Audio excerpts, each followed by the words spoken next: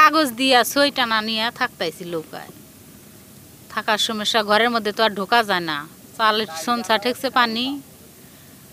রাইতে এই কাগজ টানা নিয়ে বাচ্চা নিয়ে ইয়েতেই থাকি। গরু বাছুর নিয়ে মানুষের বাড়িতে থুয়া দিছি,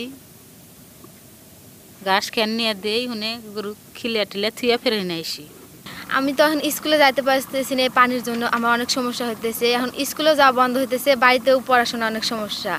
এখন বাবা মার সাথে নৌকায় ঘুরে বেড়াতেছি, খাওয়া দাওয়ার অনেক কষ্ট। এখন স্কুলে আমাদের পরীক্ষা চলতেছে, তাও যাইতে পারতেছি না, অনেক সমস্যা। এখন এই নৌকায় ঘুরে বেড়াইতেছি। আমরা এখানে আছি, বাড়িতে অনেক কিছু আছে, এগুলো দেখশন করা নাকি কিছু তলে যায়, সেটা ফের আবার জায়গা পানির উপরে থই, এভাবে আর কি রাখছি।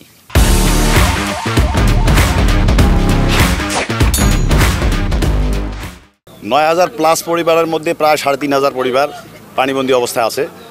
তাদেরকে আমরা চাল ডাল যতটুকুই সরবরাহ করতে পেরেছি, আরও অনেক চাল ডাল শুকনো খাবারের প্রয়োজন আছে। এই পানির এই বাড়তি ধারাবাহিকতা অব্যাহত থাকলে আরও সামনে ভয়াবহ অবস্থা দাঁড়াবে। সে কারণে আমাদের অনেক চাল ডালের এবং শুকনো খাবার সরবরাহের প্রয়োজন আছে। এজন্য আমরা চেষ্টা করতেছি। আমাদের কর্তৃপক্ষ, আমাদের হাইকমান্ড বা ইউএনও স্যার এসেছিলেন, সবাই ওনারাও আশ্বাস দিয়েছেন আরও যতটুকু সম্ভব সহযোগিতা করার ওনারা আশ্বাস দিয়েছেন।